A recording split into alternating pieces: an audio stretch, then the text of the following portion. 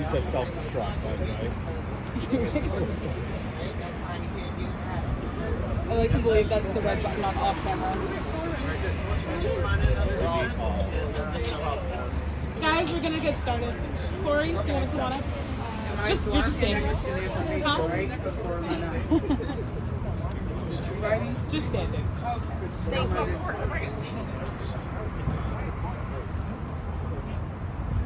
Okay. Yeah, I have it right here, so I didn't know. Okay. Okay. What year is this? What year?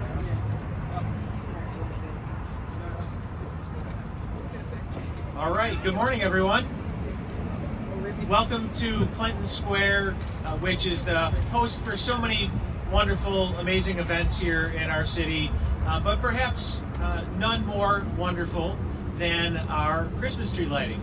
So over the course of the pandemic, we learned not to take anything for granted, and that includes the lighting. We had to go virtual at one point, and so every year that it comes back, we count it as a blessing, something that we want to shout from the rooftops, bring folks down, and just be excited and really embrace the wonderful winter weather and the wonderful season that is almost upon us.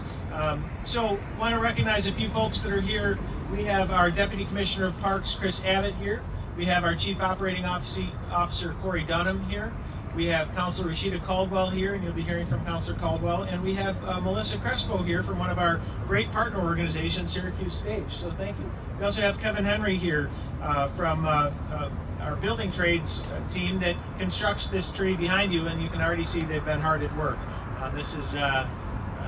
This is old hand at this point. They've been doing it now for a few years, and it pops up before you know it. So again, we want to announce that we are once again hosting our Home for the Holidays celebration here in Clinton Square. It is going to take place, as it always does, the Friday after Thanksgiving. That's Friday, November 24th at 6 p.m. Rain, shine, or hopefully a little snow. We will take whatever Mother Nature brings us, but it's going to be fun no matter what. As usual, we will invite thousands of city residents and folks from throughout the region to celebrate with us. We have some special guests, including 95X's Marty and Shannon, who will once again co-host the event this year in partnership with our great partner, Cumulus Media. Is Beth Coughlin here from Cumulus? I don't think she's here today, but she has been with us every step of the way, so we're thrilled to have Cumulus as a partner. So Marty and Shannon will be here on stage helping to co-host the event.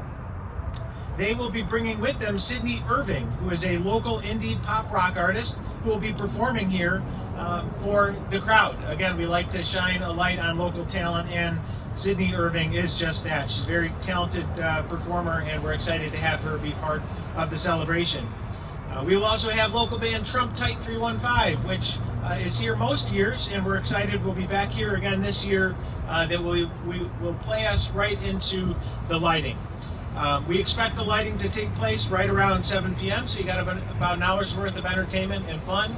Here come a few of our partners here. Merica Trier from the Downtown Committee is joining us as well, a critical partner, and I want to give Merica and her team a shout out for partnering with us on these beautiful year-round tree lights that we have throughout downtown now along Salina Street and into Armory Square as well. So thrilled to have the Downtown Committee continue to partner with us. So again, talked about the entertainment, we talked about our partners. One of our critical partners who we could not do this without is the Common Council. They fund these activities. Many of the councilors come and join us for the event. And Councilor Rasheada Caldwell, not only being a great partner, is also chair of the Parks Committee on the Common Council. So I want to give Councilor Caldwell an opportunity to say hello and to share a few more details about the event. Come on up, Councilor Caldwell. Thank you, Mayor Walsh. Hello to everybody. Listen, this is so exciting, right? We know the snow is coming. It's about that time. We're going to have the tree lighting. It's an amazing event that we have. But we also want to make sure that you know there's an opportunity for our young people to be a part of this. We will have on the contest of the tree lighting. There will be 3 areas of young people who will have a chance to help light up the Christmas tree this year.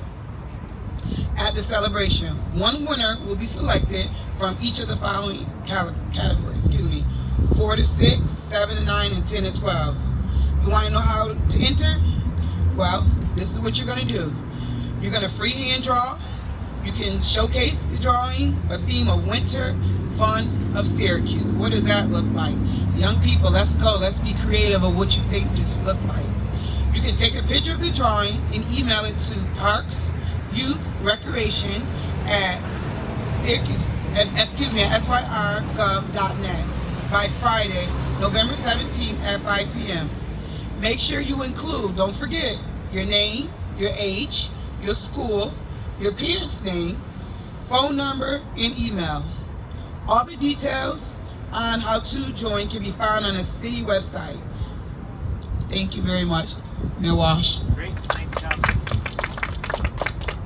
Thank you so much, Councilor Caldwell. Again, this event wouldn't be so special without the involvement of the kids. And, on that note, in addition to getting them excited about the drawing contest, and I'm always blown away by the talent of our young people when I see the submissions from this contest. There's something else that's pretty exciting for the kids. I can't guarantee it. I don't speak for them, but I have on good intelligence that the Santa Claus and Mrs. Claus will be making an appearance on this very night, on November 24th, on Friday. Hopefully right before the tree lights, if they're on time. Again, can't speak for them, but we've got connections. We know people, including in the North Pole. So excited to see Santa Claus and Mrs. Claus here as well.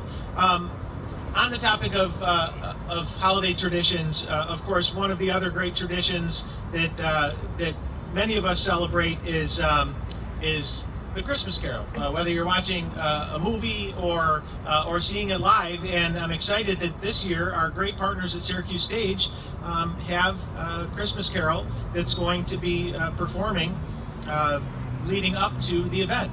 And I will turn it over to our partner, Melissa Crespo from Syracuse Stage, to tell us more about how they will be involved in this special event. Melissa.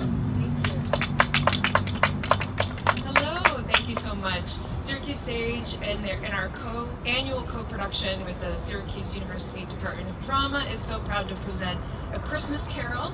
And our first performance is in fact on November 24th, when the Tiny Tim will light the tree with the mayor. So you can come and watch Tiny Tim and then go to Syracuse Stage that evening for a first performance, and we run through December 31st. And it's an honor to do this tradition with the city of Syracuse, and thanks for everything that you do for us. Great, thank you, Melissa. So Melissa, for myself and for everyone else, I just want to make sure we're all clear. So the first performance will actually be on that evening, Friday, November 24th. So again, you can come to the tree lighting, and then you can go to A Christmas Carol at Syracuse Stage. So it doesn't get any more holiday tradition than that. And the fact that Tiny Tim's willing to multitask and spread himself a little thin that evening to join us and then be on stage is very much appreciated. So please tell young Tiny Tim that we said thank you, and we look forward to seeing him then. Okay, let's make sure we covered everything. I think we got it. I'm going to go back over the details again. Friday, November 24th, 6 p.m. here in Clinton Square for our annual Christmas tree lighting ceremony. Performances, we have our co-host Marty Shannon from 95X. We have our performances from Cindy Irving, a local indie pop rock artist, and of course Strum Tight 315 leading up to the tree lighting. Again, we could not do this without the help of all of our partners. I want to give a special shout out to our parks team. I mentioned Deputy Commissioner Abbott, but everybody else here, Bridget, the entire team, Joe, they put forth so much work leading up to the tree lighting, and it always goes off without a hitch. On that note, I also want to give a shout out to our electricians, because every year I am literally sweating down to the moment where we pull the candy cane and the lights always go on, and we couldn't do that without our electricians and our skilled trades. So Kevin, please make sure the guys know I give them a shout out so they take care of it again this year. With that, I want to thank everybody for coming on this chilly day, and happy to answer any questions, or we'll let everybody get back into their warm buildings. Just a quick one on some people were reminiscing on the old tradition of finding a tree, cutting it down, bringing it over. Talk about the return on kind of this investment, going with the artificial route. How has that been? Yeah. Yeah, I joke, half kidding, half serious, that one of my more controversial decisions as mayor was moving from the natural tree to the tree that stands behind us, and at least partially stands behind us. Just some details about the tree. It's a 40-foot tall artificial tree, 10,000 multicolored LED lights, 1,200 ornaments, 400 panel branches, and the installation again takes just about 1 week. Really, for us, it was a matter of economics and logistics. It was becoming increasingly difficult to identify a tree to cut down, to get that tree transported here in an economical way. And I can't remember which winter it was, but we were sweating it in the final weeks leading up to this announcement, whether or not we were going to be able to get a tree delivered here. And that's one thing that we can control. There's a lot of things we can't control. We can't control the weather. We can't control whether Santa Claus shows up, although God bless him, he always does. But we can control the tree. And so we were able to save money annually. And again, it's beautiful. I think once people got over that, I'm a natural tree guy at home, so I get it. But once people got over the initial shock of that, I think most people agree it's a beautiful tree, and it allows us to continue the tradition, which is the most important thing. Anything else? Good? Good? Okay. Thanks, everybody. Happy holidays.